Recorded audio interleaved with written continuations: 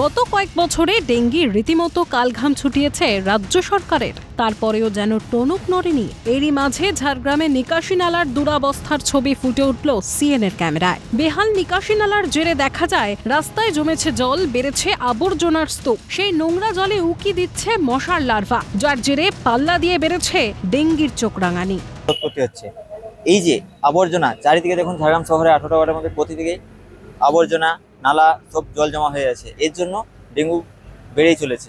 এরই মধ্যে এলাকার বহু মানুষ জ্বরের উপসর্গ নিয়ে ভর্তি রয়েছেন ঝাড়গ্রাম সুপার স্পেশালিটি হাসপাতালে। বাড়ি বাড়ি গিয়ে সাধারণ মানুষকে ডেঙ্গি এবং অন্যান্য রোগের বিষয়ে সচেতন করছেন ডেঙ্গি প্রতিরোধ সহায়করা।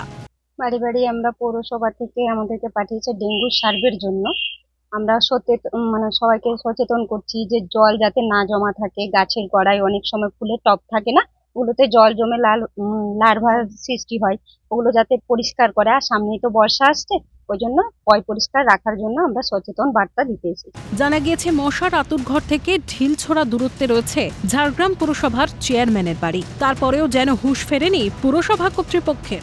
আলটিমেটলি বর্ষা আসার পূর্বে, যে প্রাক বর্ষার পূর্বে যে তৎপরতা থাকা দরকার মানুষের স্বাস্থ্য নিয়ে, অন্তত এই বিষয়গুলো যেহেতু বর্ষার সময় সব থেকে বেশি বৃদ্ধি ঘটে, কত না কত পৌর প্রশাসনের সেই গাফিলতি দেখা যাচ্ছে। কিন্তু পৌর প্রশাসনের উদাসীনতা কোথাও না কোথাও এটা প্রমাণ করে যে মানুষের যে স্বাস্থ্য পরিষেবা, এটা জনস্বাস্থ্য পরিষেবার মধ্যে পড়ে। এই জনস্বাস্থ্য পরিষেবা বিষয়ে কতটা উদাসীন। প্রশাসনের বিরুদ্ধে ক্ষোভ উগরে দিয়েছে বিজেপি নেতৃত্ব।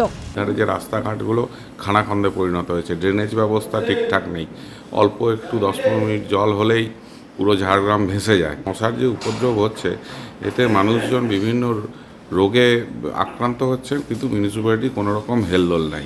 বর্ষার আগেই ঝাড়গ্রামের বিভিন্ন প্রান্তে জমা জলের খোঁজ মিলেছে, আর সেই নোংরা জমা জলে আঁতুড়ঘর করে বংশ বিস্তার করছে ডেঙ্গি মশা। সময় থাকতেই কড়া পদক্ষেপ না নিলে আগামী দিনে ছড়াবে ডেঙ্গি প্রকোপ। আতঙ্কের সাধারণ মানুষ।